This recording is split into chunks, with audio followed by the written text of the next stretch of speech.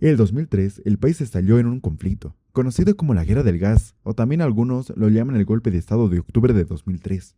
Este conflicto fue causado por la explotación de las reservas de gas natural que se descubrieron en Tarija, a mediados de la década de 1990. Este yacimiento fue proclamado como el segundo más grande de Sudamérica. Pero para realmente entender este conflicto, tenemos que ver el primero quiénes estaban al mando. Jorge Quiroga, quien era el presidente, propuso construir un canal por donde exportarían el gas, el cual pasaba por Chile. Es la manera más rápida de llegar al Pacífico. Pero ya que la mayoría de gente en Bolivia odia Chile, esto comenzó todos los conflictos. La gente salía a protestar y proponiendo alternativas como el puerto peruano. Lo que lo detenía a la presidencia a usar el puerto de Perú fue la tremenda diferencia de costos, pues la salida por Chile iba a salir $600 millones más barato. Obviamente, Quiroga se inclinaba más por el puerto chileno, y eso lo demostraría en las elecciones de 2002. Gonzalo Sánchez de Lozada y el vicepresidente Carlos Mesa fueron quienes ganaron las elecciones de 2002. Ellos, teniendo en cuenta todo lo anterior, se inclinaban, al igual que Quiroga, a la opción chilena. Sánchez evitó adoptar una declaración oficial de construir un gasoducto, pero en 2003 se reavivó un periodo de crisis social y política. El pueblo exigía algo. Querían que los hidrocarburos sean públicos. Las protestas fueron dirigidas por campesinos y mineros de diferentes regiones del país. Se organizó una estrategia el cual sería denominada el Plan República, el cual fue elaborado por los de la inteligencia de las tres Fuerzas Armadas, con el fin de anticipar posibles movilizaciones sociales o de insurgencia armada. Este plan solo lo conocía el Estado, ya que fue catalogado como secreto de Estado. El 11 de septiembre de 2003 se pone en marcha el Plan República. Las tropas se posicionaron estratégicamente en Huaristas, Sorata, El Alto y La Paz. Un poco antes de que se emita el decreto 270903, que autorizaba la intervención de las Fuerzas Armadas, el 2 de septiembre de 2003, los militares efectuaron maniobras en contra del pueblo de Huaristata, debido a los conflictos, bloqueos y enfrentamientos causados por los campesinos y comunitarios del lugar. Acción que dejó 6 muertos, de los que 5 eran campesinos y un soldado. Ante ese resultado, los campesinos desafiaron al gobierno, siendo esto el principio de la insurrección en contra del gobierno de Gonzalo Sánchez de Lozada.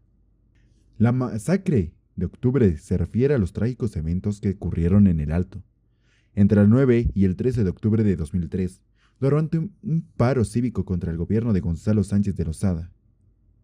El 9 de octubre, la ciudad declaró un paro cívico en protesta por la exportación del gas natural y las condiciones socioeconómicas. El 13 de octubre, el gobierno decidió enviar un convoy con gasolina y víveres a La Paz. En la zona de la Portada, las fuerzas militares, equipadas con armas de guerra y ametralladores, abrieron fuego contra la población, que se defendía con palos y piedras. Helicópteros también dispararon contra los techos de las casas. En este violento enfrentamiento, un niño de 5 años fue asesinado al recibir un balazo de los militares, y alrededor de 65 personas perdieron la vida en total. La indignación por la masacre llevó a un creciente clamor por la renuncia de Sánchez de Lozada. Organizaciones como la Asamblea Permanente de Derechos Humanos y el Defensor del Pueblo, junto con residentes bolivianos en el exterior, exigieron la pacificación del país. Las protestas se extendieron por todo el territorio nacional, marcando un hito en la resistencia social boliviana y en la lucha por los derechos humanos. Ante el clima hostil y la decisión del presidente, que había optado a usar el ejército contra la población, crecen las presiones de renuncia. El 17 de octubre, Gonzalo Sánchez de Lozada decide huir del país dejando su renuncia en el Congreso. Tras la renuncia de Gonzalo Sánchez de Lozada, su vicepresidente Carlos Mesa asumió la presidencia y emitió el decreto supremo número 27237, que otorgaba amnistía a los movimientos sociales involucrados en los eventos de octubre de 2003. excluyendo a los exmiembros del gobierno. En junio de 2005, Mesa propuso la creación de una asamblea constituyente y un referéndum sobre el gas natural,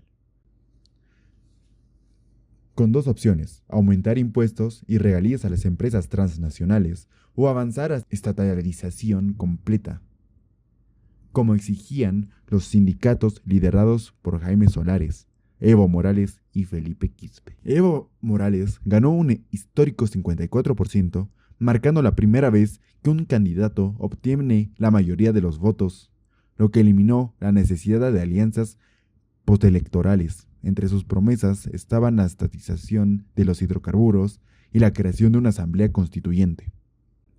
El 1 de mayo de 2006 se militarizaron los principales campos gasíferos, y Morales decretó la nacionalización de las reservas de gas, dando a las empresas extranjeras un plazo de 6 meses para renegociar sus contratos. Este movimiento aumentó significativamente los ingresos del Estado, que pasó a recibir el 82% de los beneficios por la explotación de hidrocarburos, en comparación con el 51% anterior. Las negociaciones con las compañías, especialmente con Petrobras, fueron difíciles y provocaron la renuncia del Ministerio de Energía, Andrés Solís Rada. La estatización también incluyó a Transgredes y transportadoras de gas y contribuyó a la integración energética en Sudamérica.